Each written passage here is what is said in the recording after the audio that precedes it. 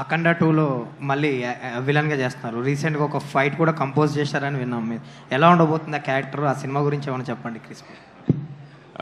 I think ఇది చాలా early అండి అఖండ గురించి మాట్లాడటం. బట్ ఒక స్కెడ్యూల్ అయింది నాకు. Very very nice experience. Boyapati గారు, బాలయ్య గారు కాంబినేషన్ గురించి మన అందరికీ తెలుసు. ఒక ఫుల్లీ పవర్ ప్యాక్డ్ ఎనర్జీ ఉంటుంది దాంట్లో. To be part I'm really happy. ఈ స్కెడ్యూల్ అయితే చాలా ఎక్సైటింగ్గా ఉండింది. బాలయ్య గారితో వర్క్ చేసిన ఎక్స్పీరియన్స్, ఎప్పుడో చిన్నప్పుడు బంగారు బ్లూడ్ షూటింగ్లో డాడీతో పాటు వెళ్ళినప్పుడు ఆయన కలిసిన ఒక అనుభవం. దాని తర్వాత ఇప్పుడు కలుస్తున్నాను. He still very energetic, fun loving, and I think next schedule కోసం నేను ఈగర్గా వెయిట్ చేస్తున్నాను. అఖండ 2 అనేది underrated pan India material అంటున్నారు, మీ ఒపీనియన్ ఏంటి? ఐ థింక్ ఆడియన్స్ డిసైడ్ చేయాల్సిన విషయం అది that will be decided once the film releases అండి. అనేవాళ్ళు అనుకుంటారు సినిమా రిలీజ్ అయిన తర్వాత.